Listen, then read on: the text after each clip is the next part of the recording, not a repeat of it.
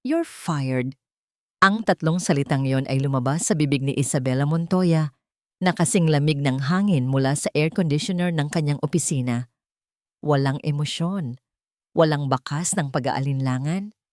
Sa harap niya, isang batang manager ang namutla.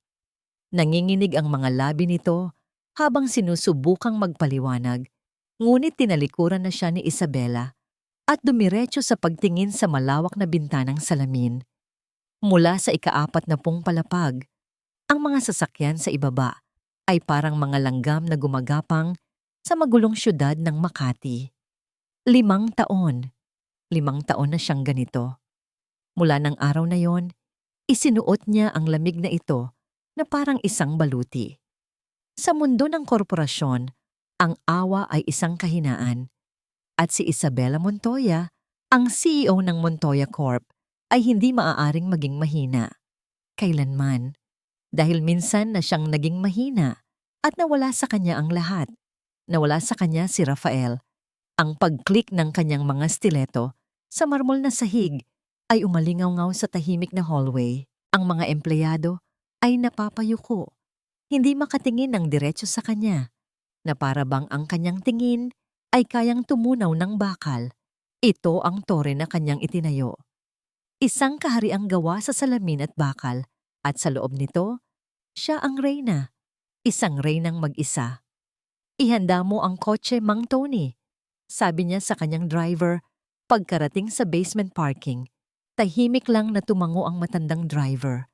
Sa loob ng 5 taon, si Mang Tony ang isa sa iilang taong nakakakita sa dalawang mukha ng kanyang amo. Huminto ang mamahaling sasakyan sa isang eskinita, malayo sa mga matatayog na gusali ng Makati. Dito, ang mayaman at mahirap ay pinaghihiwalay ng isang hindi nakikitang pader. Sa loob ng sasakyan, hinubad ni Isabela ang kanyang mamahaling blazer at pinalitan ito ng isang simpleng puting t-shirt. Ang kanyang leather skirt ay pinalitan ng kupas na maong. Tinanggal niya ang kanyang hikaw na diamante at itinali ang buhok sa isang simpleng ponytail. Sa loob ng ilang minuto, ang reyna ng Makati ay naglaho. Ang natira ay si Ate Isa, ang tahimik na volunteer sa isang maliit na feeding program sa Tondo. Pagbaba niya ng sasakyan, ibang mundo ang sumalubong sa kanya. Ang amoy ng usok mula sa mga nag-iihaw, ang halakhak ng mga batang naglalaro sa kalye kahit umaambon, ang tunog ng mga nagtatawaran sa talipapa. Dito, walang nakakakilala sa kanya bilang CEO. Para sa kanila, siya ay isang anghel na bumababa mula sa langit, isang beses sa isang linggo, para magdala ng mainit na lugaw at kaunting pag-asa. "Ate Isa, nandito ka na pala." Salubong sa kanya ng isang matandang babae, si Aling Nena, ang nangangasiwa sa maliit nilang kusina. Ngumiti si Isabela, isang ngiting hindi kailanman nakikita sa mga board meeting. "Pasensya na po, Aling Nena. Medyo na late. Traffic po kasi." Habang nagsasandok siya ng lugaw, naramdaman niya ang unti-unting paggaan ng kanyang dibdib. Dito lang niya nararamdamang humihinga siya ng maluwag. Dito lang niya nararamdamang totoo siya. Biglang bumuhos ang malakas na ulan. Nagkagulo ang mga tao, naghahanap ng masisilungan. Mula sa kinatatayuan niya sa ilalim ng isang yero, natanaw ni Isabela ang isang eksena na nagpatigil sa kanyang mundo. Isang lalaki, isang mekaniko base sa marusing nitong damit, ang biglang naghubad ng kanyang suot na sako na ginawa niyang panakip sa ulo at ibinigay ito sa isang matandang babae na hirap ng maglakad. Basang-basa na ang lalaki, ngunit hindi niya iyon inalintana. Pinayungan niya ang matanda hanggang sa makarating ito sa isang waiting shed. May kung anong kumurot sa puso ni Isabela. Ang kabutihang yon, ang walang pag-iimbot na kilos na yon. Pamilyar. Sinundan niya ng tingin ng lalaki. Nakatalikod ito habang naglalakad pabalik sa maliit na talyer sa kabilang kalsada. Ang paraan ng kanyang paglakad, ang tindig ng kanyang mga balikat, Huwag kang assuming, Isabela. Bulong niya sa sarili. Patay na si Rafael. Ngunit hindi niya maalis ang kanyang mga mata sa lalaki. May kung anong puwersa ang pumipigil sa kanya. At doon niya nakita. Biglang bumagal ang lahat para kay Isabela. Ang pagpatak ng ulan. Ang tawanan ng mga bata. Isang batang lalaki ang nadapa at natanggal ang sintas ng sapatos. Lumapit ang mekaniko. Yumuko ito at itinali ang sintas. Napatigil sa paghinga si Isabela. Ang paraan ng pagbubuhol, ang double knot na iyon. Iyon ang buhol ni Rafael. Isang kakaibang buhol na natutunan niya sa pag-aakyat ng bundok. Isang buhol na ginagawa niya sa lahat ng bagay, mula sa sintas ng sapatos hanggang sa tali ng kanilang mga maleta. Isang maliit na bagay na sa kanilang dalawa lang. Napahawak siya sa malamig na pader sa kanyang tabi. Pakiramdam niya ay anumang oras ay bibigay ang kanyang mga tuhod.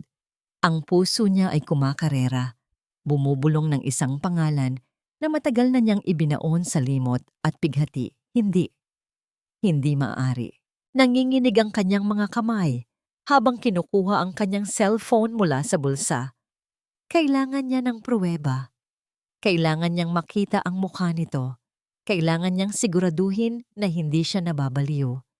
Itinaas niya ang cellphone, sinusubukang i-zoom in ang kamera sa lalaki, lumalaban sa panlalabo ng kanyang mga mata dahil sa mga luhang nagbabadyang pumatak. Nang bigla, na para bang naramdaman nitong may nakatingin, dahan-dahang umangat ang ulo ng lalaki at tumingin ito diretso sa direksyon niya. Ang mundo ni Isabela ay gumuho. Ang mga mata. Iyon ang mga mata ni Rafael. Ngunit ang mga matang iyon ay hindi siya kilala. Walang pag-ibig, walang alaala. Tanging pagtataka lang ng isang estranghero na nakatingin sa isang babaeng umiiyak sa gitna ng ulan. Pagpasok pa lang sa loob ng kotse, doon lang muling nakahinga ng maluwag si Isabela. Sumandal siya sa malambot na upuan, ngunit ang puso niya ay patuloy pa rin sa mabilis na pagtibok na para bang hinahabol nito ang isang alaalang matagal nang tumakbo palayo. Ang mga matang iyon. "Ma'am, okay lang po kayo?" Tanong ni Mang Tony. Ang kanyang boses ay puno ng pag-aalala habang nakatingin sa refleksyon ni Isabela sa rearview mirror. "Namumutla po kayo." Tumangulang si Isabela, hindi magawang magsalita. Paano niya sasabihin? Paano niya ipapaliwanag na ang lalaking inakala niyang 5 taon ng abo at buto ay nakita niyang buhay, nag-aayos ng sasakyan sa isang eskinita sa Tondo? Baka nga nababaliw na siya. Baka ang sobrang pagkamis at lungkot ay niloloko na ang kanyang isipan. Pero ang pagtali ng sintas, hindi. Kailangan niyang bumalik. Kailangan niyang makasiguro. Kinabukasan, hindi mapakali si Isabela sa isang napakahalagang meeting. Habang nagpepresenta ang isang department head tungkol sa quarterly earnings, ang isip niya ay nasa Tondo. Anong pangalan niya? May pamilya na ba siya? Naaalala niya kaya? "Ako? The plan is solid, but the execution needs work." Bigla niyang sabi, pinuputol ang presentasyon, natigilan ng lahat. "We'll discuss this again next week." Meeting adjourned. Iniwan niyang tulala ang mga nasa boardroom. Sa unang pagkakataon sa loob ng 5 taon, tinalikuran ni Isabela ang isang problema sa kumpanya. Dahil may mas malaki siyang problemang kailangang harapin. Bumalik siya sa Tondo kinahapunan, hindi sa oras ng feeding program. Dala-dala niya ang isang supot ng mainit na pandesal at isang termos ng kape. Nag-practice siya ng sasabihin sa isip niya, "Napadaan lang ako."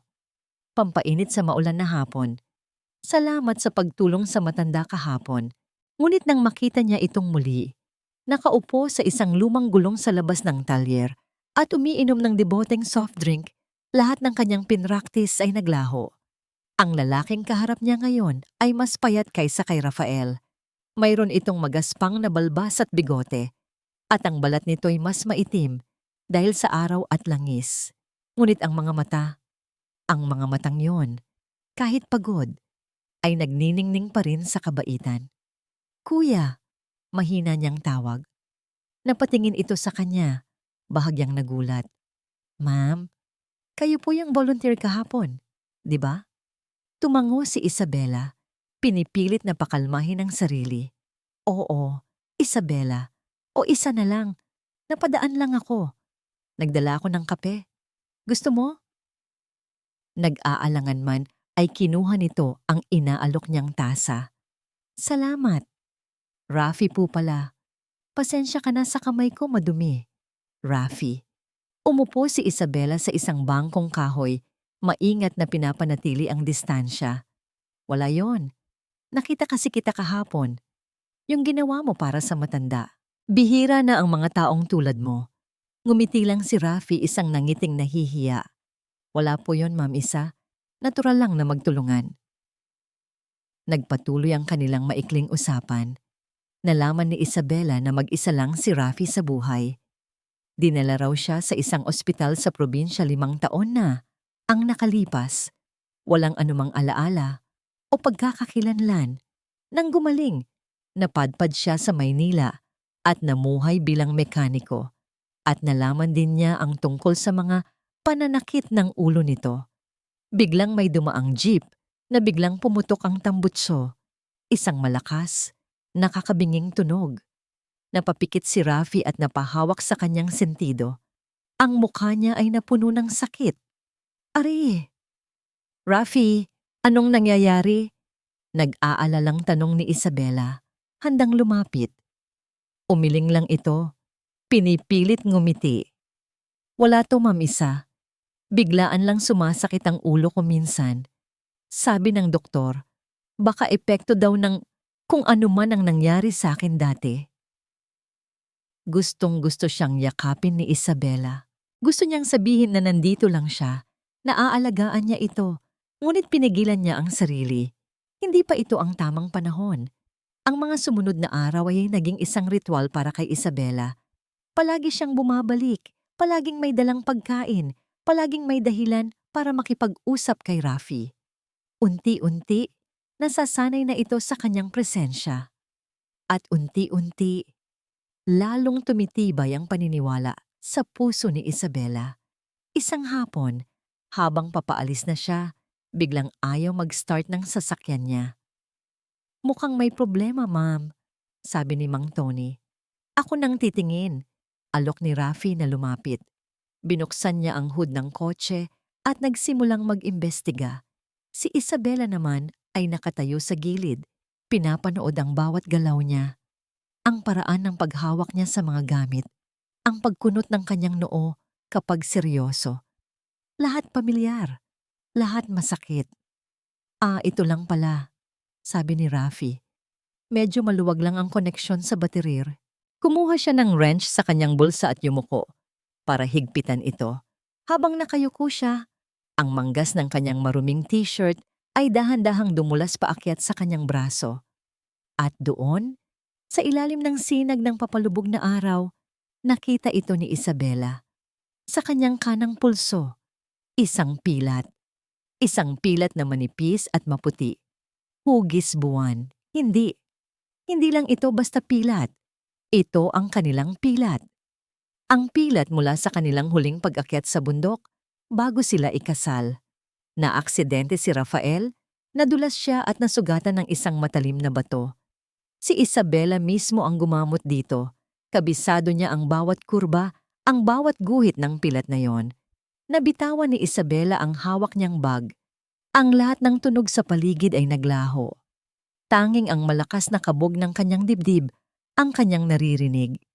Wala nang duda, wala nang tanong. Okay na po, Ma'am Aisa, sabi ni Rafi, tumayo at ngumiti sa kanya. Hindi alam ang unos na nagaganap sa loob ng babaeng kaharap. Hindi makapagsalita si Isabela. Tumango lang siya, pinipigilan ang mga luhang nag-uunahan sa kanyang mga mata. Pumasok siya sa kotse na parang isang robot. Pagka-uwi niya sa kanyang malaki at tahimik na penthouse, hindi siya umupo. Dumiretso siya sa kanyang walk-in closet. Mula sa isang kahon na puno ng mga alaala ni Rafael, kinuha niya ang isang lumang suklay na may ilang hibla pa ng buhok nito. Kinuha niya ang kanyang cellphone at tinawagan ang numero ng isang private investigator na matagal na niyang pinagkakatiwalaan. Kumuha siya ng isang maliit na ziploc bag. Maingat niyang inilagay ang suklay sa loob. Naalala niya ang upos ng sigarilyo na itinapon ni Rafi kanina sa talyer. Isang bagay na hindi ginagawa ni Rafael noon. Isang bagong pagkatao. "Hello, Leo," sabi ni Isabela sa kabilang linya. Ang kanyang boses ay nanginginig, ngunit puno ng determinasyon. "May ipapagawa ako sa'yo." Huminga siya ng malalim. "Kailangan ko ng isang DNA test. Agad-agad." Ang mga sumunod na araw ay isang uri ng pagpapahirap para kay Isabela. Ang paghihintay. Bawat pagtunog ng kanyang cellphone ay nagpapatayo ng kanyang mga balahibo. Bawat email notification ay nagpapatigil sa kanyang paghinga. Sinubukan niyang ibuhos ang sarili sa trabaho, sa mga numero at mga ulat. Ngunit ang lahat ng yon ay nawalan ng kulay. Ang tanging malinaw sa kanyang isip ay ang mukha ni Rafi, ang mga matang pamilyar, ang pilat na hugis buwan. Dahil hindi na niya kayang maghintay lang, sinimulan niya ang sarili niyang imbestigasyon. Gamit ang kanyang mga koneksyon, sinubukan niyang makuha ang police report ng aksidente 5 taon na ang nakalipas. Ngunit isang pader ang sumalubong sa kanya. "I'm sorry, Ma'am Montoya, but the files are sealed," sabi ng kanyang contact sa telepono. "By request of the family," kumunot ang noo ni Isabela. "Ako ang asawa. Ako ang pamilya. Sinong nag-request?" Nagkaroon ng katahimikan sa kabilang linya. Ang pangalang nakalagay po dito, Mr. Mateo Reyes, acting on behalf of the company and the grieving widow. Si Mateo. Biglang bumalik sa alaala ni Isabela ang mga araw pagkatapos ng aksidente. Ang mga araw na yon ay isang malabong panaginip, puno ng luha at gamot. Napampakalma. At sa gitna ng lahat ng yon, nandoon sina Mateo at Victor. Nagkaroon ng isang mabilis na flashback sa kanyang isipan. Ang araw ng libing. Ang ulan na walang tigil sa pagbuhos, na para bang nakikidalamhati ang langit.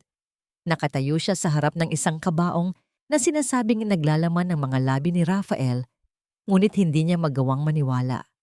Nandoon si Mateo, ang best friend ni Rafael, na parang anino sa kanyang tabi, inaayos ang lahat ng papeles.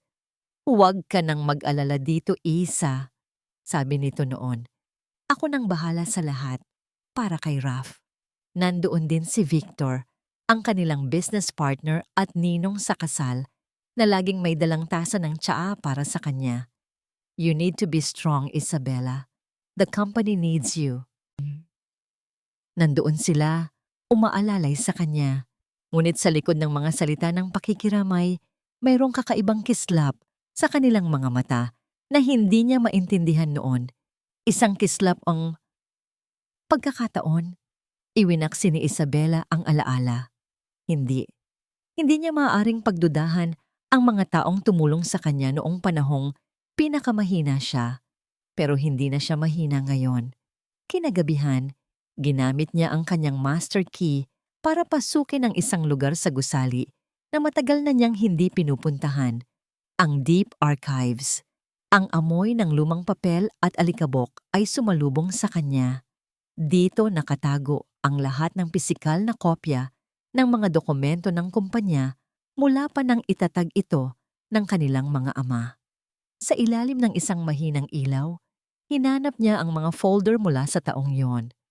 At doon niya nakita isang manipis na folder na may label na Transfer of Executive Powers, Temporary. Nanginginig ang kanyang mga kamay habang binubuksan ito. Sa loob ay isang dokumento na nagbibigay kay Mateo ng pansamantalang kapangyarihan bilang signatory para sa lahat ng operasyon ng kumpanya na may bisa agad-agad sa kaganapan ng pagkawala o kawalan ng kakayahan ng CEO Rafael Cruz. At sa ilalim ang pirma ni Mateo, malinaw at matatag. At ang petsa, isang araw pagkatapos ng aksidente. Ang bilis. Masyadong mabilis. Kinabukasan, Sa isang board meeting, ang kanyang mga hinala ay lalong tumibay. Si Victor Salcedo, na ngayon ay ang pinakamalaking kasosyo niya, ay nagpresenta ng isang agresibong panukala, isang hostile takeover ng isang mas maliit na kumpanya ng logistics. Ito ay isang plano na puro tungkol sa kita, walang puso, walang konsiderasyon sa mga empleyado. Ito ay isang planong kamumuhian ni Rafael. This move will solidify our market dominance. Pagtatapos ni Victor, ang kanyang boses ay puno ng pagmamalaki. Tumingin siya kay Isabela, naghihintay ng kanyang pagsang-ayon. Nagtagpo ang kanilang mga mata sa gitna ng mahabang lamesa. Isang hamon, isang digmaang walang salita. "I'll think about it." Malamig na sagot ni Isabela. "We will not rush into this." Nakita niya ang pagkayamot sa mukha ni Victor bago ito napalitan ng isang pekeng ngamong ngiti. Pagbalik ni Isabela sa kanyang opisina, ramdam niya ang pagod. Ang pagod hindi dahil sa trabaho, kundi dahil sa bigat ng mga tanong na walang sagot. Sumandal siya sa kanyang upuan at ipinikit ang mga mata. Ding! Ang tunog ng isang email na pumasok sa kanyang laptop. Dahan-dahan niyang iminulat ang mga mata mula sa Veritas Diagnostics Lab. Subject: Confidential. Results of your request. Ang puso niya ay biglang tumigil sa pagtibok. Ito na. Nanginginig ang kanyang kamay habang hinahawakan ng mouse. Ang pag-click nito ay parang putok ng baril sa katahimikan ng gabi. Dahan-dahang nag-load ang attachment. Isang simpleng PDF file. Binuksan niya ito. Ang mga mata niya ay agad na hinanap ang pinakaimportanteng bahagi. Isang table na may 2 sample code at sa dulo ang konklusyon. Ang mga salita ay tila tumalon mula sa screen at sinampal siya. Match. Probability. 99% result. Positibo. Napahawak si Isabela sa kanyang bibig para pigilan ang isang hikbi. Ngunit hindi niya napigilan ang mga luhang nagsimulang mamuo sa kanyang mga mata at dahan-dahang pumatak sa ibabaw ng kanyang lamesa. Hindi yun luha ng kalungkutan, iyon ay luha ng katiyakan. At sa ilalim ng katiyakang yon, isang apoy ang nagsimulang umalab, isang malamig at mapanirang apoy ng galit. Buhay si Rafael at may nagtago sa kanya mula sa kanya. May mga araw na gumigising si Rafi na parang may kulang. Hindi niya alam kung ano, pero naroon iyon. Isang espasyo sa kanyang dibdib, isang blangkong pahina sa kanyang isipan. Ang sabi ng mga doktor noon, swerte siyang nabuhay. Pero minsan, iniisip niya kung buhay nga ba talaga ang tawag dito o simpleng paghinga lang. Ang kanyang mundo ay simple. Ang amoy ng grasa at gasolina, ang tunog ng metal na kumikiskis sa metal, ang init ng makina. Dito siya ligtas. Dito, ang mga problema ay simple lang din. Isang tornilyong kailangang higpitan, isang piyesang kailangang palitan. Lahat ay may solusyon, hindi tulad ng mga problema sa loob ng kanyang ulo. Ang mga sakit ng ulo ay dumarating na parang magnanakaw sa gabi. Biglaan, malupit, at sa bawat pag-atake, may dala itong mga piraso, mga pira-pirasong imahe na hindi niya maintindihan. Isang malawak na bintanang salamin, ang pakiramdam ng malambot na buhangin sa kanyang mga paa. Ang matamis na halakhak ng isang babae. Ang mga imaheng iyon ay parang mga multo. Nakikita niya sila, ngunit hindi niya mahawakan. At nitong mga huling araw, dumalas ang pagdalaw ng mga multong yon. Nagsimula ito nang dumating si Ma'am Isa, si Isabela. May kung anong kakaiba sa babaeng iyon. Isang CEO daw, sabi ng mga tsismosa sa palengke. Pero kapag kasama niya ito, hindi yun ang nararamdaman niya. Ang mga mata nito, kapag nakatingin sa kanya, ay puno ng isang emosyon na hindi niya mapangalanan. Isang halo ng lungkot, pag-asa, at pagmamahal? Hindi. Imposible. Sino ba naman siya? Isang hamak na mekaniko, ngunit hindi niya maipagkakaila ang epekto nito sa kakanya. Ang presensya ni Isa ay parang isang pamilyar na kanta na hindi mo maalala ang pamagat. Isang hapon, nagdala na naman ito ng pagkain. Adobo. Paborito ko to, sabi ni Rafi habang binubuksan ang lalagyan. Alam ko, mahinang sagot ni Isabela, na halos pabulong na lang. Nang isubo ni Rafi ang unang kutsara, isang malakas na kuryente ang dumaloy sa kanyang buong katawan. Biglang nag-iba ang paligid. Ang maingay na talyer ay naging isang tahimik at mainit na kusina. May liwanag ng araw na tumatagos mula sa bintana at may isang babaeng nakatayo sa tabi niya. Nakangiti. Hindi niya maaninag ang mukha nito, ngunit alam niya, sa kaibuturan ng kanyang puso, na ang nangiting iyon ay para sa kanya. Masarap ba, mahal? Nabitawan ni Rafi ang hawak niyang kutsara. Kumalansing ito sa sementadong sahig. Rafi, ayos ka lang? Tanong ni Isabela, puno ng pag-aalala ang boses. Bumalik si Rafi sa realidad. Pawis na pawis siya at mabilis ang kanyang paghinga. Sino yung nagsalita? Walang nagsasalita, Rafi. Tayong dalawa lang ang nandito. Malumanay na sabi ni Aiza, pero sigurado siya. May narinig siya. At ang lasa ng adobo, ang tamis at alat na perpekto ang pagkakatimpla. Lasang pamilyar. Lasang tahanan. Ang mga ganitong pangyayari ay lalong dumalas. Isang araw, habang naglalakad sila, bigla na lang nagsimulang magham si Isabela ng isang himig. Isang simpleng melodiya na walang liriko. Napahinto si Rafi. Anong kanta yan? Napatingin sa kanya si Isabela. Wala lang. Isang lumang kanta. Pero para kay Rafi, hindi lang yon isang lumang kanta. Ang himig na yon ay nagbukas ng isa pang bintana sa kanyang isipan. Nakita niya ang sarili. Nakaupo sa harap ng isang piano, ang kanyang mga daliri ay marahang tumitipa sa mga teklado, habang ang babaeng walang mukha ay nakasandal sa kanyang balikat. Ang sakit ng ulo ay bumalik. Mas matindi kaysa dati. Napaupo si Rafi sa gilid ng kalsada, sapo ang kanyang ulo. Rafi? Lumapit si Isabela. Lumuhod sa harap niya. Hinawakan nito ang kanyang kamay. Ang paghawak nito ay mainit at nagbibigay ng kakaibang kapanatagan. Isa, nahihirapang sabi ni Rafi. Hindi ko maintindihan. Ano bang nangyayari sa akin? Tumingin siya sa mga mata nito, naghahanap ng sagot. Tayong dalawa. Magkakilala na ba tayo dati? Nakita niya ang sakit sa mga mata ni Isabela. Nakita niya ang mga salitang gustong kumawala mula sa bibig nito. Ngunit sa huli, umiling lang ito. Siguro, sagot nito, ang boses ay basag. Siguro sa isang ibang buhay. Ang sagot na yon ay hindi nakatulong.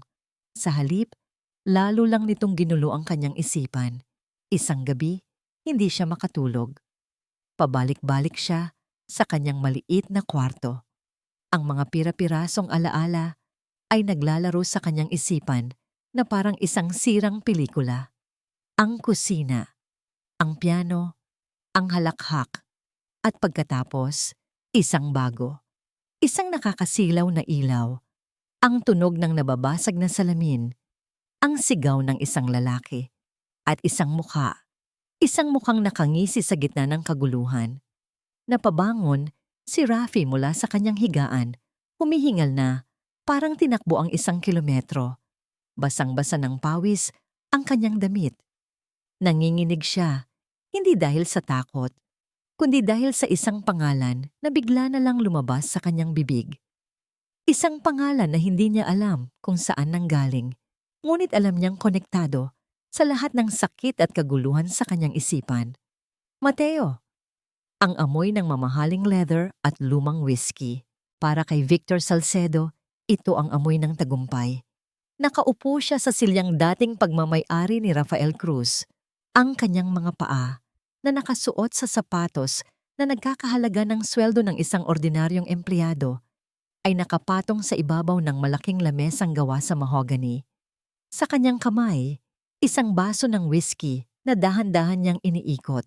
Mula sa bintana, Tanaw niya ang kumikinang na mga ilaw ng Makati. Ang lahat ng ito, sa wakas, ay abot kamay na niya.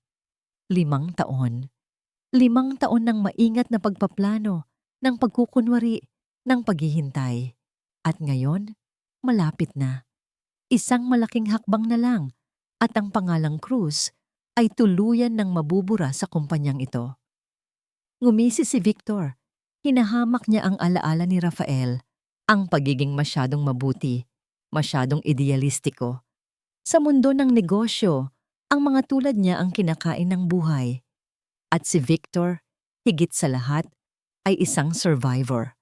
Isang katok sa pinto ang pumutol sa kanyang pagmumuni-muni. "Pasok," sabi niya, hindi inaalis ang kanyang mga paa sa lamesa. Pumasok ang isa sa kanyang mga tauhan, isang lalaking palagi niyang inuutusan para sa mga maruruming trabaho.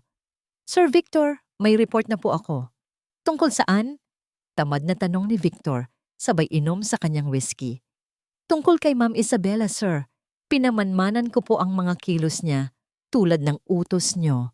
Bahagyang naging interesado si Victor. "At anong ginagawa ng ating Reyna? Nagbibilang ng pera?" "Hindi po, sir. Madalas po siyang pumunta sa Tondo." Natawa ng malakas si Victor. "Tondo?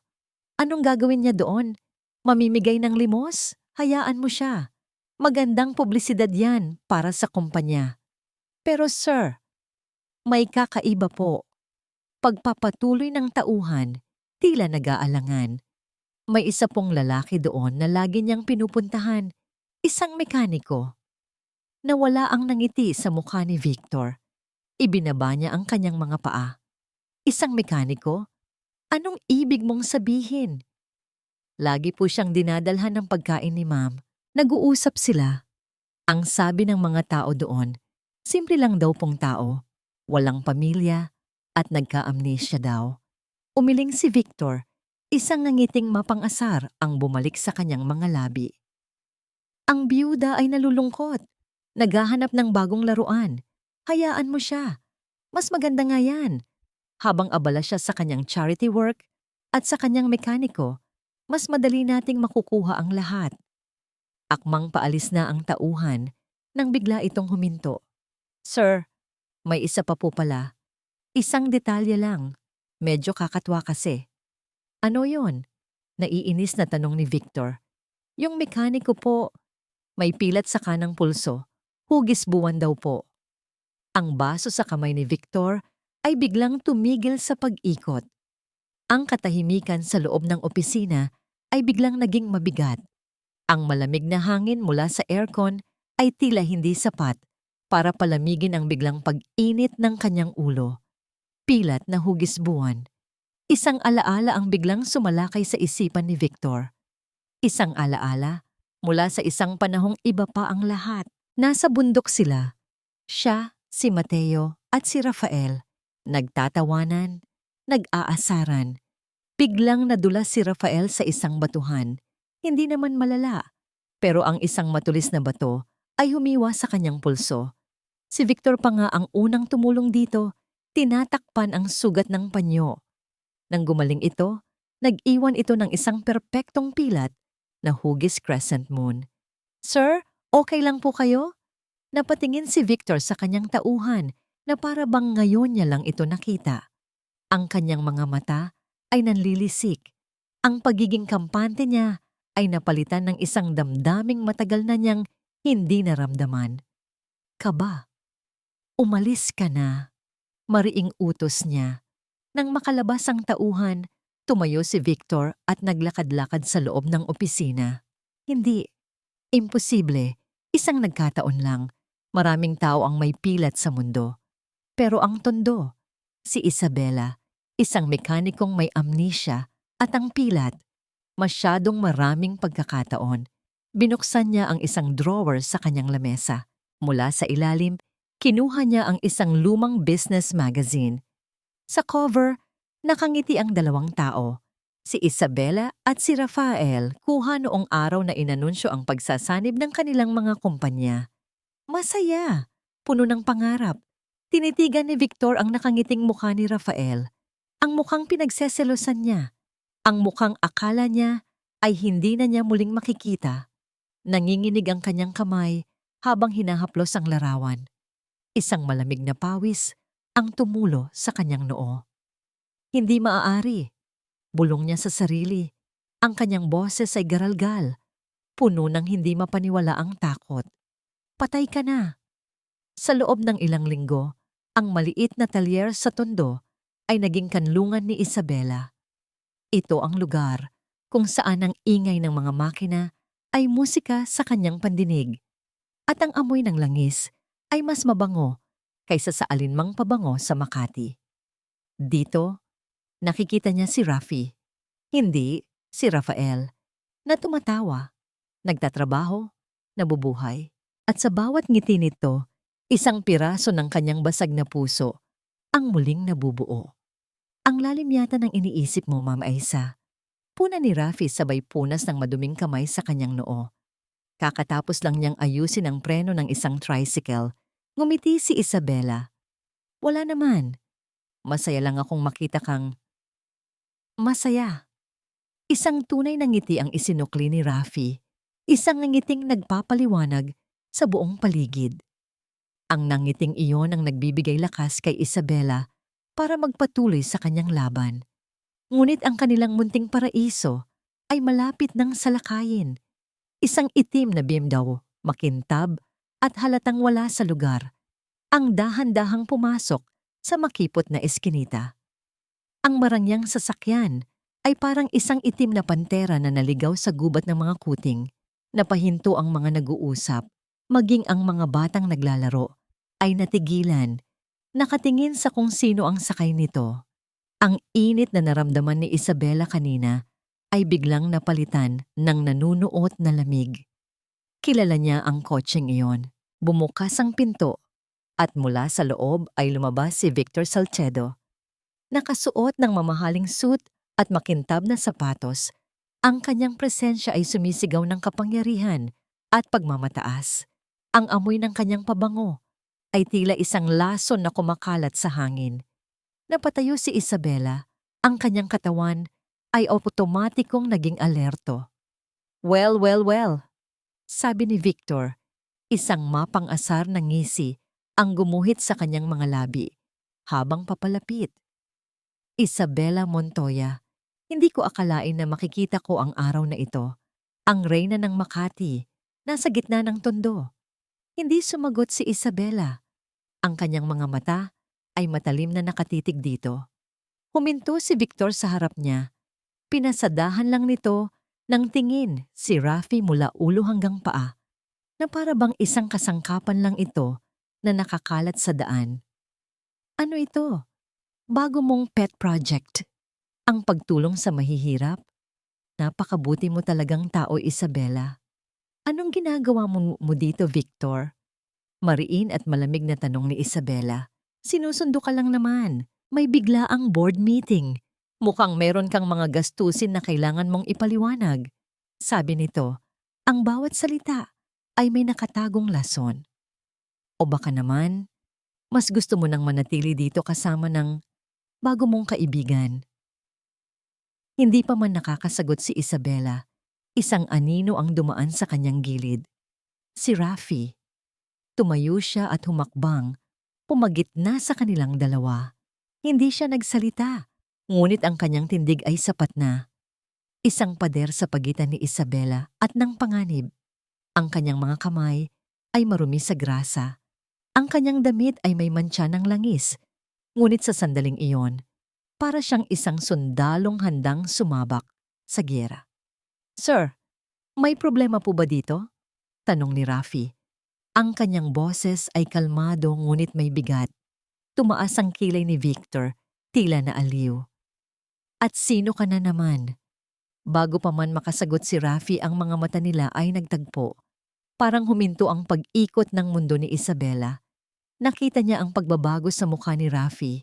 Ang kalmadong ekspresyon nito ay biglang napalitan ng matinding pagkalito, na sinundan ng purong sakit. Napahawak siya sa kanyang ulo. Ah! Isang malakas na pagsabog ng imahe at tunog ang sumalakay sa isipan ni Rafi. Ang mukha ni Victor na nakangisi, ang nakakasilaw na ilaw ng isang sasakyan, ang tunog ng nababasag na salamin, ang pakiramdam ng pagkahulog sa isang madilim na kawalan. "Rafi!" Sigaw ni Isabela, puno ng takot. Isang sigaw ng purong sakit ang kumawala sa bibig ni Rafi. Ang kanyang mga mata ay nanlaki. Nakatitig kay Victor na para bang nakakita siya ng isang demonyo. Bago siya bumagsak sa lupa, walang malay. Napatulala si Victor. Ang kanyang mapang-asar na ngisi ay unti-unting naglaho. Tinitigan niya ang lalaking nakahandusay sa lupa. Pagkatapos ay tumingin siya sa nagpapanik na si Isabela. Ang pagtataka sa kanyang mga mata ay napalitan ng pagdududa at pagkatapos ng isang dahan-dahang pagkaunawa. Tinitigan niyang muli ang mukha ni Rafi. Sinusubukang aninagin ang pamilyar na hugis sa ilalim ng balbas at dumi. Ang pilat, ang mga mata, ang tindig bago ito bumagsak. Isang malamig na takot ang gumapang sa buong pagkatao ni Victor. Umatras siya ng isang hakbang na para bang nakakita siya ng isang multo sa katanghalian.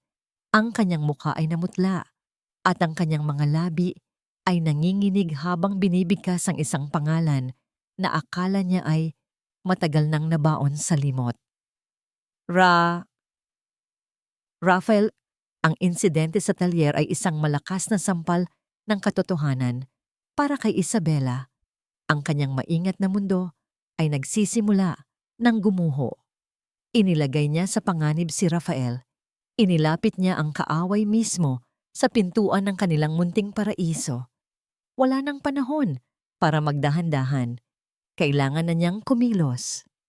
Agad, matapos niyang maihatid si Rafael sa isang maliit na klinika sa tulong ni Aling Nena at masigurong simpleng pagkahilo lang dahil sa stress ang nangyari, dumiretso si Isabela sa kanyang misyon. Ang paglitaw ni Victor ay nagbigay sa kanya ng isang bagay na matagal na niyang hinahanap, katiyakan. Ang takot sa mga mata ni Victor nang makita nito si Rafi ay ang huling piraso ng puzzle na kailangan niya. Kinontak niya ang isang pangalan mula sa kanyang listahan. Si G. Ramos, ang dating chief accountant ng Montoya Cruz Corp, isang taong matapat kay Rafael na bigla na lang tinanggal sa pwesto ilang buwan matapos ang aksidente.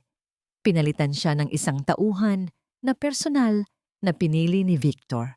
Nagkita sila sa isang tahimik na kapihan sa Quezon City, malayo sa mga matang mapanuri ng Makati. Si G. Ramos ay mas matanda na ngayon. Ang kanyang buhok ay mas maputi na at ang kanyang mga mata ay may bakas ng takot. "Ma'am Montoya, delikado po itong ginagawa natin," sabi ng matanda, palingalinga sa paligid. "Mas delikado kung hahayaan nating magpatuloy ang kasinungalingan." G. Ramos, mahinahong sagot ni Isabela. "Kailangan ko ng tulong niyo. Alam kong mayroon kayong alam." Nag-aalangan ang matanda. "Pinagbantaan po nila ako. Ang pamilya ko."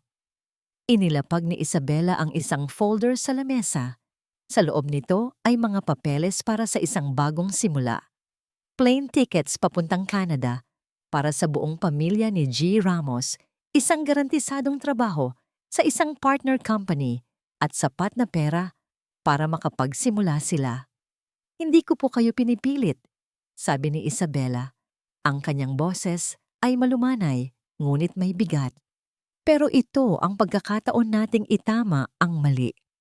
Para kay Rafael. Sa pagbanggit ng pangalan ni Rafael, isang kislap ng determinasyon ang lumitaw sa mga mata ng matandang accountant. Bumuntong hininga siya at mula sa kanyang briefcase, inilabas niya ang isang maliit, itim na USB flash drive. "Nandito po lahat, ma'am," sabi niya. Mga kopya ng mga bank transfer sa mga pekeng shell corporations, mga email na nagpapatunay ng kanilang sabwatan, lahat ng ginawa nila para unti-unting ilipat ang assets ng kumpanya habang kayo ay nagluluksa. Naramdaman ni Isabela ang pagbilis ng tibok ng kanyang puso. Ito na, ang sandata na kailangan niya para tapusin ang laban. "Salamat, Ginny Ramos. Utang ko sa inyo ang buhay ko," sabi ni Isabela, Ang kanyang boses ay puno ng pasasalamat. Ituring niyo na lang pong bayad ko ito sa kabutihan ni Sir Rafael. Sagot ng matanda. Nang maghiwalay sila, pakiramdam ni Isabela ay kaya na niyang harapin ang kahit ano. Ang tagumpay ay abot kamay na. Habang nasa sasakyan pabalik, hawak-hawak niya ang USB na para bang isang hiyas. Ngunit hindi alam ni Isabela, mula sa kabilang kalsada, sa loob ng isang madilim na kotse, isang kamera ang nakatutok sa kanila. Ang bawat kilos, ang bawat pag-uusap ay naidokumento. Sa kabilang linya ng telepono, ang accountant ay hindi umuwi. Tumawag siya sa isang numero. Nasa kanya na, sabi ni G. Ramos. Ang kanyang boses ay walang emosyon. Magaling! Sagot ng isang pamilyar na boses sa kabilang linya. Ang boses ni Victor Salcedo. Kinagat niya ang pain. Proceed with the next phase. Sa kanyang penthouse, isinaksak ni Isabela ang USB sa kanyang laptop. Ngunit bago niya buksan ang mga files, huminto siya. May kung anong hindi tama. Isang maliit na boses sa kanyang isipan, ang boses na sinanay ng 5 taon ng pag-iingat at pagdududa, ang nagsasabing, masyadong naging madali ang lahat. Imbes na buksan ang laman ng USB, binuksan niya ang isa pang file sa kanyang laptop. Ito ay isang video. Isang video mula sa isang hidden camera na nakakabit sa kanyang damit. Isang bagay na palagi na niyang ginagawa kapag may mga sensitibong pakikipag-usap. Ipinlay niya ang video ng kanyang pakikipagkita kay G. Ramos. Tinitigan niya itong mabuti, bawat detalye. At doon niya nakita. Nang iabot ni G. Ramos ang USB, ang kanyang hinlalaki at hintuturo ay gumawa ng isang maliit, halos hindi mapansing senyas. Isang V-sign na mabilis niyang itinago. Ang senyas na yon. Iyon ang senyas na laging ginagawa ni Victor sa kanyang mga pinagkakatiwalaang tauhan sa gitna ng isang negosasyon para ipaalam na plansado na ang lahat. Nanlamig ang buong katawan ni Isabela, isang patibong. Ang USB ay isang pain. Ang laman nito ay malamang mga pekeng dokumento na ididiin siya. Mga dokumentong magpapatunay sa mga akusasyon ni Victor ng paglustay ng pondo. Ang accountant ay hindi isang kakampi. Isa siyang double agent. Napapikit si Isabela. Ang kanyang mga kamao ay kumuyom. Muntik na siya. Muntik na siyang mahulog sa bitag. Ngunit si Isabela Montoya ay hindi na ang babaeng madaling malinlang. Natuto na siya sa pinakamasakit na paraan. Ding! Isang email notification ang lumitaw sa kanyang screen. Hindi pamilyar ang sender. Ang subject ay isang salita lang. Tulong. Nag-aalangan man ay binuksan niya ito. Ang laman ng email ay isang maikling mensahe. Walang bati, walang paalam. Alam ko ang ginawa ng anak ko. At alam ko ang ginawa ni Victor Salcedo. 5 taon na akong binabagabag ng aking konsensya. Kung gusto mong malaman ang buong katotohanan, magkita tayo. Sa ilalim, ang pangalan ng nagpadala. Isang pangalan na nagpatigil sa paghinga ni Isabela. Isang pangalan na hindi niya kailanman inakalang magiging kakampi niya. Attorney Ricardo Reyes, ang ama ni Mateo.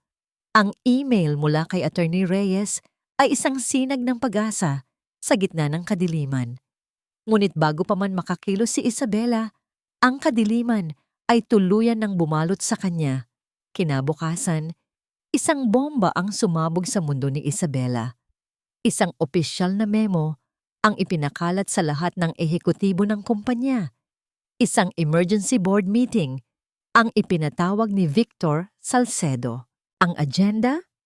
Investigate allegations of misappropriation of corporate funds by CEO Isabela Montoya. Kasabay nito, isang court order ang inihatid sa kanyang opisina, isang temporary freeze order sa lahat ng kanyang personal at corporate assets. Habang isinasagawa ang investigasyon, nakatayo si Isabela sa gitna ng kanyang opisina. Hawak ang mga dokumento. Pakiramdam niya ay gumuho ang sahig na kanyang kinatatayuan. Ang patibong ni Victor. Hindi niya ito binuksan, Ngunit ginamit pa rin ni Victor ang ebidensya mula sa pekeng USB. Malamang ay meron itong backup plan, isang paraan para palabasin na nakuha niya ang impormasyon mula sa ibang source. Si Victor, sa kanyang pagiging arogante, ay hindi na naghintay na mahulog siya sa bitag. Siya na mismo ang gumawa ng opensiba, gamit ang kasinungalingan bilang kanyang sandata. Napatingin si Isabela sa labas ng bintana. Ang syudad na dati simbolo ng kanyang kapangyarihan ay tila nangungutya na sa kanya ngayon. Nakatali ang kanyang mga kamay. Wala siyang access sa kanyang pera, sa kanyang kapangyarihan. Isa siyang reynang walang kaharian. Biglang tumunog ang kanyang cellphone, isang hindi rehistradong numero. Kinakabahan man ay sinagot niya ito. Ate Isa! Ang boses sa kabilang linya ay puno ng takot. Boses ito ni Lito, isa sa mga batang katulong ni Rafi sa talyer. Lito, anong nangyayari? Tanong ni Isabela, ang kanyang puso ay nagsimulang kumabog ng mabilis. Ate Isa, tulong po. May mga lalaking nagwawala dito. Sinisira nila ang talyer. Hinahanap po nila si Kuya Rafi. Isang malakas na kalabog ang narinig niya mula sa kabilang linya na sinundan ng sigaw ng mga tao. Lito, nasaan si Rafi? Halos pasigaw na tanong ni Isabela. Nagtago po kami. Pero si Kuya Rafi, lumabas po siya. Sinusubukan niyang awatin yung mga lalaki. Ate Isa, tulungan niyo po kami. Biglang naputol ang tawag. Lito. Lito.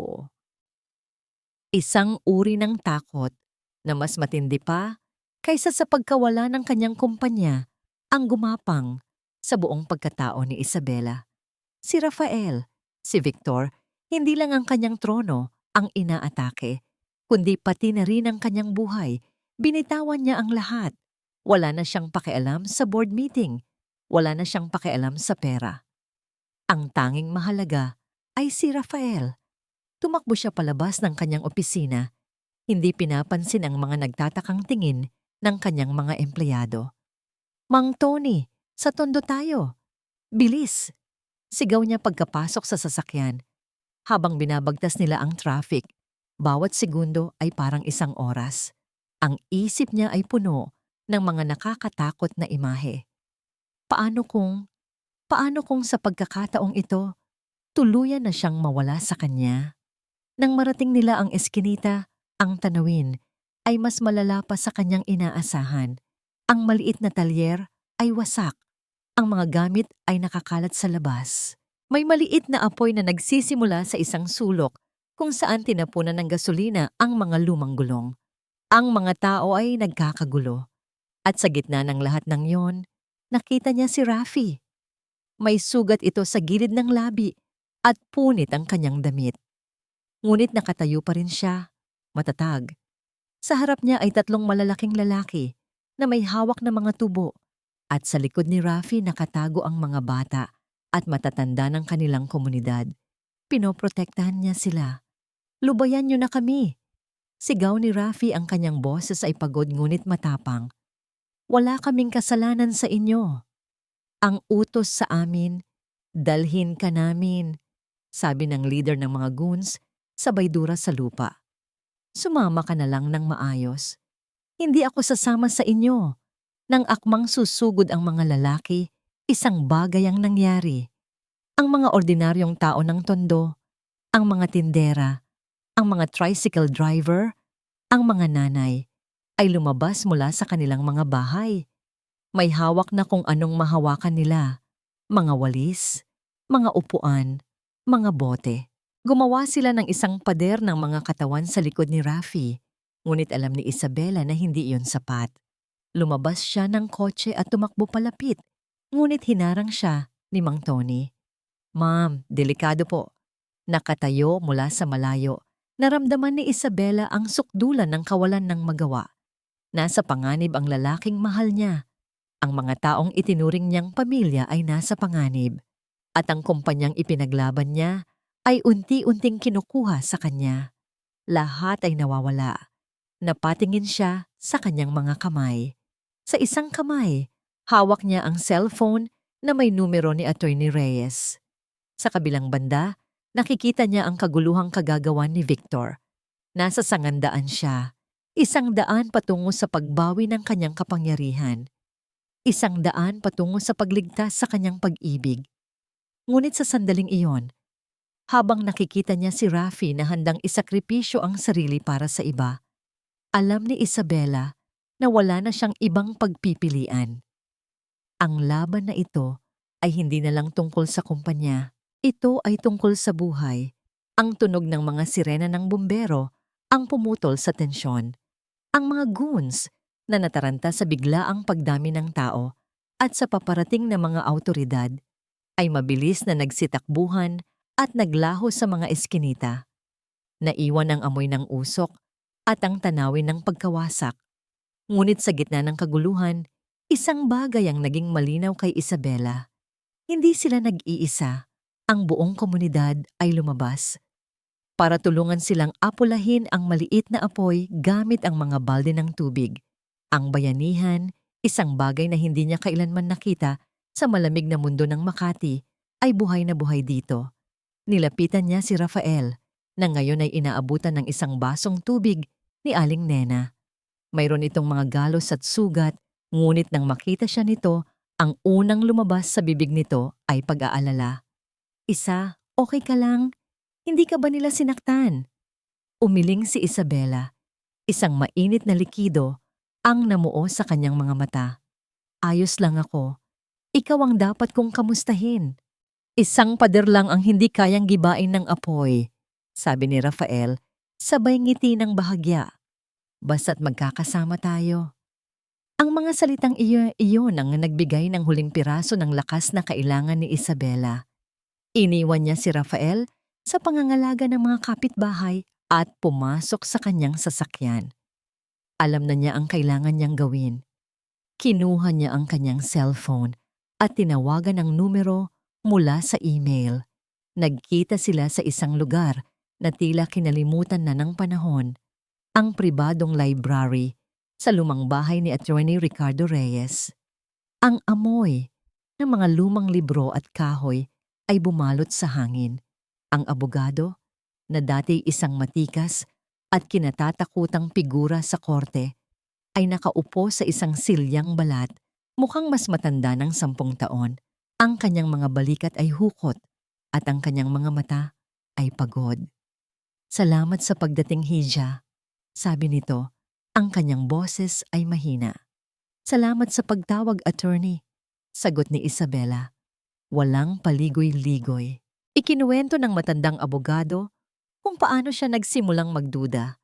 Ang biglaang pagyaman ni Mateo. Ang pag-iwas nito sa mga tanong tungkol sa aksidente. Ang mga gabing naririnig niya itong sumisigaw sa gitna ng masamang panaginip. Ang isang ama, alam niya. Sabi ni Attorney Reyes, may pait sa kanyang boses. Kahit anong tago ng isang anak, ramdam ng magulang. Kaya sinimulan ko ang sarili kong investigasyon, lihim, dahan-dahan.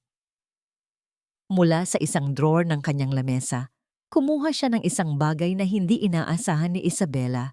Hindi isang USB, hindi isang folder, kundi isang maliit, lumang microcassette recorder. Si Mateo, may ugali siyang i-record ang mga mahahalagang usapan para daw may pruweba. Ironically, ang ebidensya laban sa kanya ay galing din mismo sa kanya. Inabot niya ito kay Isabela. Nanginginig ang kamay ni Isabela habang tinatanggap ito. Makinig ka dyan pag alis mo, sabi ng matanda. Diyan mo malalaman ang lahat. Paiya. V. Mateo Reyes. Sa isang madilim at mamahaling bar sa Bonifacio Global City, mag-isang umiinom si Mateo Reyes. Ang yelo ay dahan-dahang natutunaw sa kanyang baso ng 20 taong gulang na whiskey. Ngunit hindi niya maramdaman ang lasa nito. Nakuha na niya ang lahat ng pinangarap niya. Posisyon, pera, respeto mula sa mga taong hindi nakakaalam ng katotohanan. Pero bakit pakiramdam niya ay hungkag siya? Bakit sa bawat pagpikit niya, ang nakikita niya ay ang mukha ni Rafael, ang mukha ng kanyang matalik na kaibigan, na nakangiti sa kanya, puno ng tiwala. Dumating sa kanya ang balita, ang gulo sa tondo, ang pagpapadala ni Victor ng mga tauhan para takutin ang mekaniko at doon niya naintindihan. Buhay si Rafael at si Victor sa kanyang takot at pagkataranta ay handang pumatay sa pangalawang pagkakataon para lang pagtakpan ang kanilang kasalanan. Tumingin siya sa kanyang refleksyon sa salamin sa likod ng bar. Ang nakita niya ay hindi isang matagumpay na negosyante. Ang nakita niya ay isang duwag, isang traidor, isang taong ipinagpalit ang kanyang kaluluwa para sa ilang piraso ng ginto. Nasuklam siya sa kanyang sarili. Povie Isabela Montoya. Sa loob ng kanyang sasakyan, sa isang madilim na parking lot, isinalang ni Isabela ang maliit na kaset sa player na dala niya. Pinindot niya ang play. Una ay isang mahinang static. Pagkatapos, isang boses. Ang boses ni Mateo, nanginginig. Victor, sigurado ka ba dito? Baka mapahamak si Raf. Sumunod ang isa pang boses, malamig, walang emosyon, ang boses ni Victor. Anong gusto mo, Mateo? Manatili tayong anino niya habang buhay. Ito na ang pagkakataon natin. Isang maliit na aksidente lang. Sasakyan lang niya ang tatargetin para matakot siya at pansamantalang umalis sa bansa. Pag-alis niya, tayo na ang magpapatakbo at pagbalik niya, wala na siyang babalikan. Pero paano kung hindi lang sasakyan ang tamaan? Isang nakakakilabot na tawa mula kay Victor. Eddie, mas maganda, mas mabilis. Pinatay ni Isabela ang player. Ang katahimikan sa loob ng kotse ay mas nakakabingi kaysa sa ingay ng kanilang pag-uusap. Hindi siya umiyak. Ang mga luha ay para sa kalungkutan. Ang naramdaman niya ngayon ay isang purong galit na kasing lamig ng bakal. Ang katotohanan, mas masakit at mas malupit pa sa kanyang inaakala, ay nasa kanyang mga kamay na. Bumalik siya sa library ni Attorney Reyes. Narinig ko na, sabi niya, ang kanyang boses ay matatag. Tumango ang matanda. Ang kanyang mga mata ay puno ng sakit at pagsisisi. Patawarin mo ang aking anak. Ang hustisya ang magpapasya niyan, sagot ni Isabela. Sapat na ba ito sa korte? Ang recording ay isang malaking ebidensya, sabi ni Attorney Reyes. Pero mas lalakas ito kung mayroong testimonya. Tumingin siya ng diretso sa mga mata ni Isabela. Isang huling piraso ng kanyang dating tapang ang bumalik. Gamitin mo yan para tapusin ang lahat, sabi niya. At ako mismo ang tatayong testigo laban sa sarili kong anak. Ang mga sumunod na araw ay isang malabong panaginip para kay Rafi. Pagkatapos ng gulo sa talyer, dinala siya ni Isabela sa isang lugar na hindi niya alam. Isang maliit at tahimik na bahay sa tabi ng dagat, malayo sa ingay ng syudad. Sinabi ni Isa na para ito sa kanyang kaligtasan. Ngunit habang tumatagal, pakiramdam ni Rafi ay mas lalo siyang nalilito.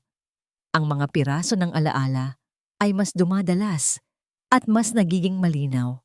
Ang mukha ng lalaking nagngangalang Victor, ang pangalang Mateo na paulit-ulit na lumalabas sa kanyang isipan. At si Isabela, palagi siyang nandyan, tahimik na nagbabantay. Ang kanyang mga mata ay puno ng mga salitang hindi niya masabi. Sino ka ba talaga, Isa? Tanong niya isang umaga habang naglalakad sila sa dalampasigan. At sino ba talaga ako? Huminto si Isabela. Humarap ito sa kanya. Ang hangin ay dahan-dahang nililipad ang kanyang buhok. Malapit mo nang malaman, Rafi. Pangako. Kinabukasan, isinama siya ni Isabela sa Maynila. Ngunit hindi sila bumalik sa tondo. Huminto ang kanilang sasakyan sa harap ng isang malaki at lumang simbahan. Ang arkitektura nito ay Espanyol at ang mga pader na bato ay tila may dalang libu-libong kwento. Bakit tayo nandito? Nagtatakang tanong ni Rafi. May gusto lang akong ipakita sa'yo. Malumanay na sagot ni Isabela. Pumasok sila sa loob. Malamig at tahimik ang simbahan. Ang tanging liwanag ay mula sa mga makukulay na stained glass windows. Umupo sila sa isang bangko sa harap, walang nagsasalita. Pinakiramdamdam lang ni Rafi ang bigat at kabanalan ng lugar. May kung anong pamilyar dito, ang amoy ng mga kandila, ang imahe ng mga santo. Pakiramdam niya ay nakapunta na siya rito dati sa isang napakahalagang okasyon at bigla umalingaw-ngaw ang isang tunog, ang tunog ng kampana ng simbahan. Dong! Isang malakas na sakit ang biglang kumirot sa ulo ni Rafi. Napapikit siya. Dong! Isang imahe. Siya nakatayo sa harap ng altar, nakasuot ng puting barong. Pawis na pawis. Kinakabahan. Dong! Lumingon siya sa pinto. At doon, nakita niya ang isang babae. Naglalakad papalapit sa kanya. Nakasuot ng puting bestida, ang mukha ay natatakpan ng isang manipis na belo. Ngunit kahit may belo, kilala niya ang nangiti sa mga labi nito. Dong. Ang babae ay nasa harap na niya. Dahan-dahan nitong itinaas ang kanyang belo. Ang kanyang mga mata ay nagniningning sa luha ng kaligayahan. Ang mukha ng babae ay ang mukha ni Isabela. Mahal kita, Rafael, bulong nito sa kanya noon. Isabela. Napamulat si Rafi. Napatingin siya sa babaeng katabi niya. Ang babaeng tinatawag niyang Ma'am Isa. Ang babaeng nagdala sa kanya ng adobo. Ang babaeng hinawakan ng kanyang kamay nang siya'y nasasaktan. Hindi lang siya basta volunteer. Hindi lang siya basta kaibigan. Siya ang asawa niya. Dong, dong, dong. Ang bawat tunog ng kampana ay parang martilyong pumupukpok sa pader na nakaharang sa kanyang isipan. At ang pader ay nagsimulang gumuho. Ang lahat ng alaala ay bumuhos na parang isang rumaragasang ilog. Ang kanilang unang pagkikita. Ang kanilang unang date. Ang pag-akyat sa bundok. Ang pilat. Ang kanilang kasal sa simbahang ito. Ang pagtatayo ng kanilang kumpanya. Ang mga pangarap. Ang mga pangako. Ang saya. At pagkatapos ang sakit. Ang pagbabago sa kilos ni Mateo. Ang inggit sa mga mata ni Victor. Ang mga pagtatalo sa boardroom.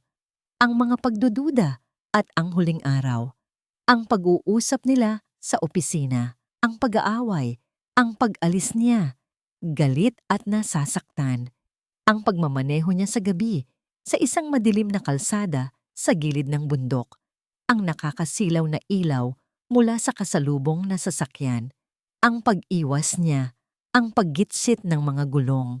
At ang isa pang sasakyan, isang itim na van na biglang sumulpot mula sa gilid at sinadyang banggain ang kanyang sasakyan. Ang huli niyang nakita bago siya mahulog sa bangin ay ang mukha ng dalawang tao sa loob ng van na malinaw na nasisinagan ng kanyang headlight. Si Victor nakangisi na parang isang demonyo at si Mateo, ang kanyang kapatid, ang kanyang best friend, na umiiyak habang nakatingin sa kanya. Hindi eh! Isang malakas at puno ng sakit na sigaw ang kumawala mula sa bibig ni Rafi. Hindi na ito ang boses ni Rafi. Ito na ang boses ni Rafael Cruz. Napahawak siya sa kanyang ulo. Ang sakit ay hindi na pisikal, kundi emosyonal. Ang sakit ng katotohanan. Ang sakit ng pagkakanulo. Niyakap siya ni Isabela. Mahigpit. Umiiyak ito. Rafael, nandito na ako. Nandito na ako, mahal ko. Tumigil ang pagtunog ng kampana. Ang tanging naririnig na lang ay ang kanilang mga hikbi sa loob ng tahimik na simbahan. Dahan-dahang tumingala si Rafael. Ang pagkalito sa kanyang mga mata ay nawala. Ang kabaitan at pagiging simple ni Rafi ay nawala. Ang natira ay isang matalim na tingin. Isang tingin na puno ng sakit, ng pag-ibig, at ng isang nagyeyelong determinasyon. Tinitigan niya si Isabela, ang babaeng hindi sumuko sa kanya. Tumayo siya, ang kanyang katawan ay nanginginig pa rin, ngunit ang kanyang tindig ay matatag. Tapusin na natin to, sabi niya, Ang kanyang boses ay malamig na parang yelo. Oras na para sa board meeting. Ang boardroom ay puno ng tensyon na halos mahahawakan mo sa bigat. Sa isang dulo ng mahabang lamesa, nakaupo si Victor Salcedo na parang isang haring naghihintay sa kanyang koronasyon. Ang kanyang mukha ay puno ng pagmamalaki at kasiguraduhan. Sa kanyang tabi, si Mateo Reyes na hindi mapakali sa kanyang upuan, ang mukha ay maputla at ang mga mata ay laging nakayuko. As we can see from the documents provided, nagsimula si Victor. Ang kanyang boses ay umaalingaw-ngaw sa silid. May malinaw na ebidensya ng paglustay ng pondo ng kumpanya. Milyon-milyong piso ang inilipat sa mga personal na account at ginamit sa mga di maipaliwanag na gastusin sa isang lugar sa Tondo. Dahil dito, wala akong ibang pagpipilian kundi irekomenda ang agarang pagpapatalsik kay CEO Isabela Montoya. Ang mga miyembro ng board ay nagbubulungan. Ang ilan ay mukhang kumbinsido, ang ilan ay nag-aalangan. Tumingin si Victor kay Isabela. Isang nangiting tagumpay ang nasa kanyang mga labi. Si Isabela, na nakaupo sa kabilang dulo, ay kalmado lang. Tahimik, hindi natitinag. Meron ka bang gustong sabihin para sa iyong depensa, Isabela? May pang-aasar na tanong ni Victor. Ngumiti si Isabela, isang ngiting malamig na nagpatayo ng balahibo ng mga nakakita.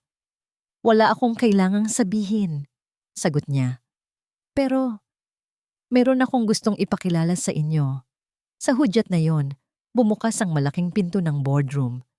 Ang lahat ng mata ay napunta sa pinto. Ang pagbubulungan ay biglang nahinto. Ang paghinga ay tila tumigil. Ang oras ay bumagal. Mula sa pinto, isang lalaki ang pumasok. Nakatayo siya ng matuwid. Malinis ang gupit, ahit ang balbas at bigote.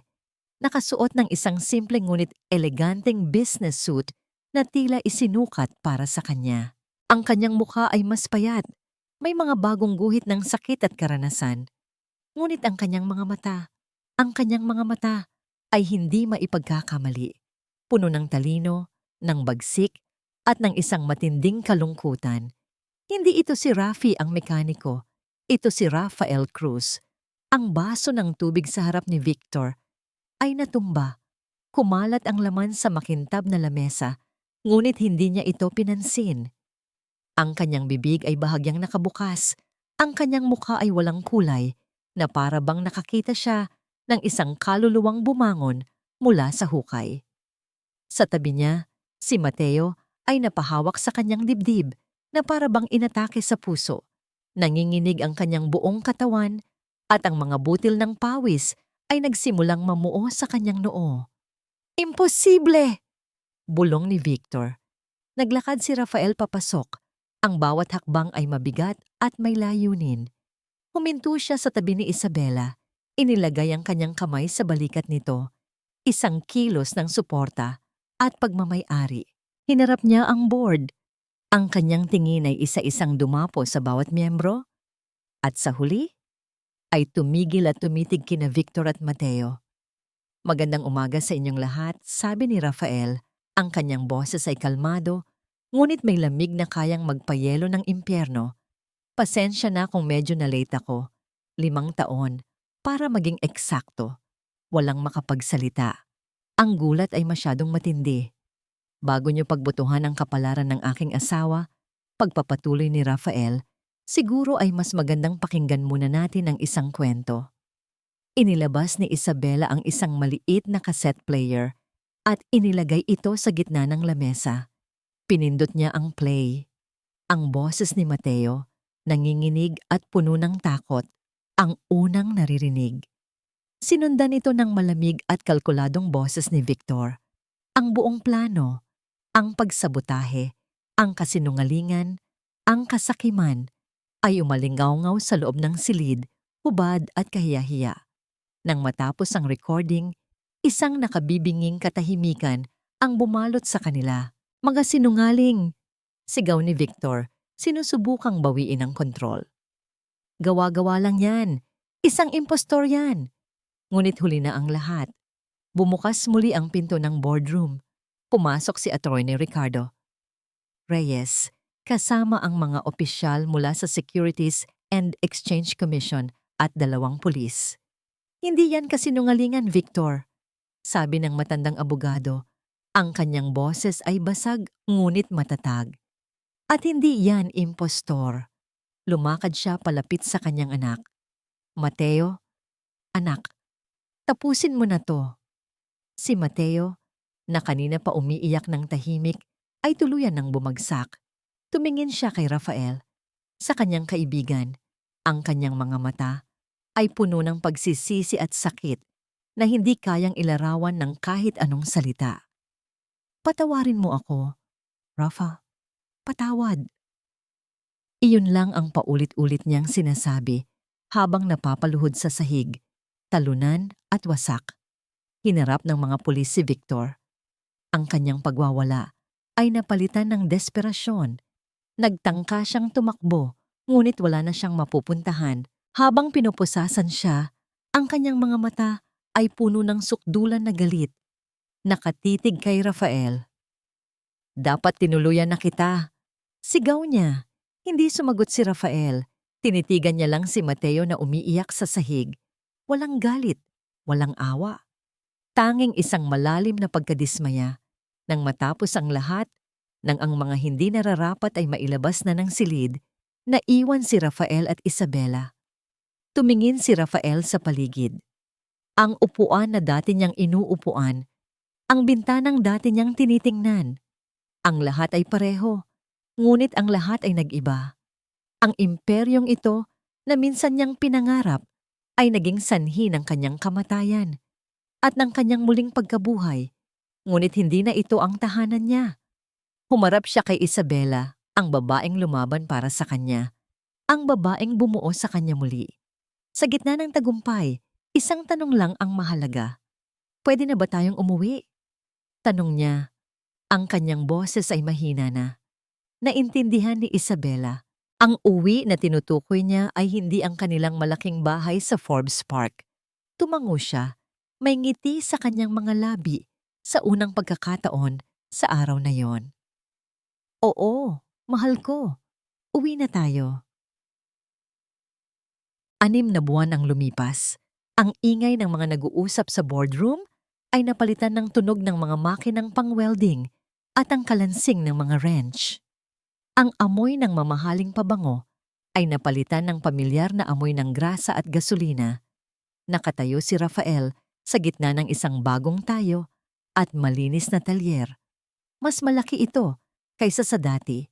May sapat na espasyo para sa 10 sasakyan at may kumpletong kagamitan. Sa labas, isang malaking karatula ang nakasabit. Tondo Works, Automotive and Skills Training Center. Hindi na ito basta talyer lang. Ito ay isang simula. Matapos ang eskandalo, opisyal na ipinasa ni Rafael ang lahat ng kanyang shares at posisyon sa kumpanya kay Isabela. Ginamit niya ang isang bahagi ng kanyang personal na yaman para itayo ang center, isang lugar na hindi lang nag-aayos ng sasakyan, kundi nagbibigay din ng libreng training at trabaho para sa mga kabataan sa Tondo. Kuya Raf, paano po ba ito ikabit? Tanong ni Lito. Ang batang tumawag noon kay Isabela. Hawak-hawak ang isang spark plug. Ngumiti si Rafael at lumapit. Ganito lang yan, Lito. Habang tinuturuan niya ang bata, naramdaman niya ang isang uri ng kapayapaan na hindi niya kailanman naramdaman sa tuktok ng isang corporate building. Dito, ang kanyang mga kamay ay nagiging marumi. Ngunit ang kanyang kaluluwa ay nananatiling malinis. Minsan, binisita niya si Mateo sa kulungan. Isang maikli at tahimik na pag-uusap sa likod ng isang salamin. Nakita niya ang pagsisisi sa mga mata ng dati niyang kaibigan. Hindi pa handa si Rafael na magpatawad, pero sa pag-alis niya roon, naramdaman niyang nagsisimula na siyang maghilom. Ang mga alaala ni Rafi at ni Rafael ay hindi na dalawang magkaibang tao sa kanyang isipan. Sila ay iisa na. Ang kabutihan ni Rafi at ang talino ni Rafael ay nagsama para buuin ang isang bagong tao. Isang taong mas buo, mas matatag, at mas nakakaalam kung ano ang tunay na mahalaga sa buhay. 杯子なんぼ。 Isabela. Ang pag-click ng kanyang mga stiletto ay umalingaw-ngaw pa rin sa marmol na sahig ng Montoya Cruz Corp na ngayon ay Montoya Corp na lang ulit. Siya pa rin ang reyna ng Toreng Salamin, ngunit hindi na siya isang reynang mag-isa. Pagkatapos ng bawat araw ng mga meeting at mga desisyon, ang kanyang puso ay laging bumabalik sa isang lugar. Hindi na ang mamahaling BMW ang minamaneho niya pa uwi, kundi isang simpleng pickup truck. Pagdating niya sa Tondo, ang mga ngiti at bati ng mga kapitbahay ang sumasalubong sa kanya. Hindi Ma'am Isabela ang CEO, kundi Ate Isa, ang asawa ni Kuya Raf. Pagpasok niya sa talyer, nakita niya ang asawa. Napapalibutan ng mga kabataang masigasig na natututo. Ang mukha ni Rafael ay may mga mantsa ng langis, ngunit ang kanyang mga mata ay nagniningning sa tuwa at layunin. Ito ang pinakagwapong imahe niya sa lahat. Nilapitan niya ito at inabutan ng isang boteng tubig. Mukhang pagod ka, mahal. Ngumiti si Rafael at uminom. Ito ang pinakamasarap na pagod sa buong mundo. Nang mag-uwian na ang mga tao at ang araw ay nagsimula ng lumubog, umakyat sila sa rooftop ng gusali. Dati, ito ay isang lugar lang na tambakan ng mga lumang piyesa. Ngayon, may maliit na silang hardin. May 2 upuang gawa sa mga lumang gulong at isang lamesang gawa sa kahoy. Ito ang kanilang palasyo. Inabutan siya ni Rafael hindi ng isang kopita ng mamahaling wine, kundi ng isang malamig na bote ng soft drink. Umupo sila ng magkatabi, tahimik na pinapanood ang paglubog ng araw. Mula doon, tanaw nila sa malayo ang silhouette ng mga matatayog na gusali ng Makati. Hindi mo ba namimiss yun? Tanong ni Isabela. Umiling si Rafael. Lahat ng kailangan ko, nandito na. Hinawakan niya ang kamay ni Isabela at dinala ito sa kanyang dibdib, sa tapat ng kanyang puso. Nandito ka na. Tumingin sila sa isa't isa. Ang mga mata nila ay puno ng mga kwento, ng sakit, ng paglaban, ng pagkakalayo, at ng isang pag-ibig na sinubok ng apoy at naging mas matibay pa.